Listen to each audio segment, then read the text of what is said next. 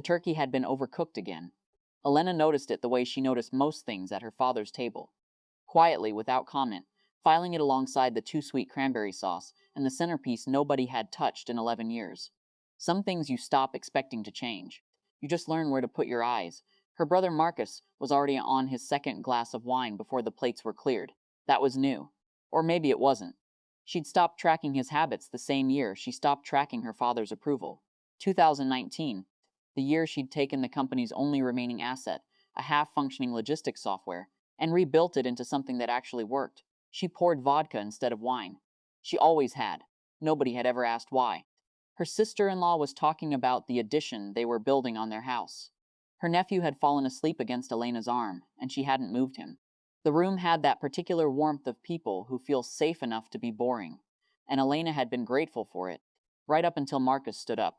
He didn't tap his glass.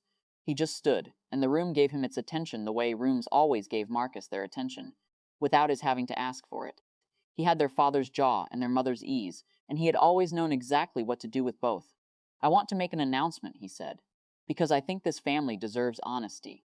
Elena looked at her father. Her father looked at his plate. She knew then, not the details, just the shape of what was coming. Marcus talked for approximately 3 minutes.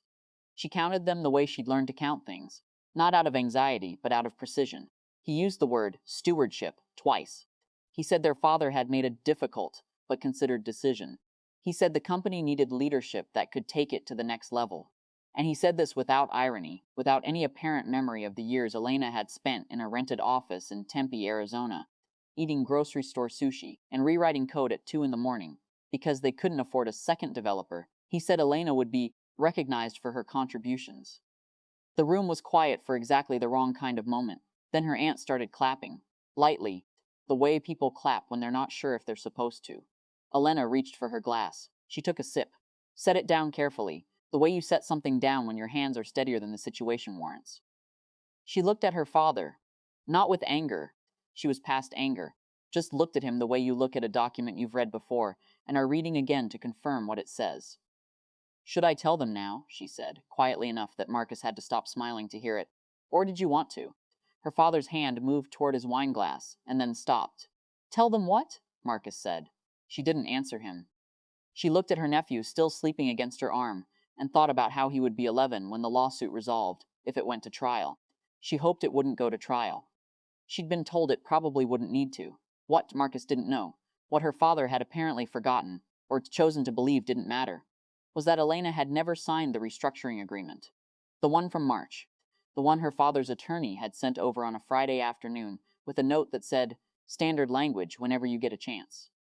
She had read it on a Saturday morning with coffee, and immediately understood that it was not standard, and that it was not language she would be signing. She had called David Ossie the following Monday. David had been her first outside investor. He held 12% of the original entity. He had spent the intervening 8 months being very, very quiet, at her request. Her phone was on the table. It had been face down for most of dinner. It buzzed once. She turned it over. The name on the screen was David's. She didn't answer it.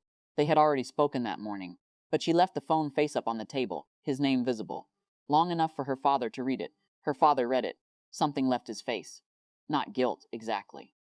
More like the specific deflation of a man who has just understood the distance between what he thought he controlled and what he actually did. Marcus was still standing. He looked between Elena and their father. With the expression of someone who has just realized he walked into a room mid-conversation and has been talking for 3 minutes without knowing it. "What's happening?" he said. Nobody answered him. Elena moved her nephew carefully to the cushion beside her, stood and walked to the hallway where the coats were kept. She found hers on the third hook. She put it on.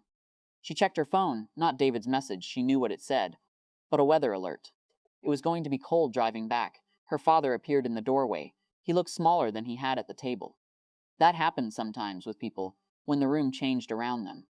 "Elena." She buttoned the top button of her coat. "I'll have David reach out to your attorney this week. We should talk about this." "We should have," she said. "We didn't." She said goodbye to her aunt, who hugged her and smelled like the perfume she'd worn since Elena was 7. She kissed her nephew on the head without waking him.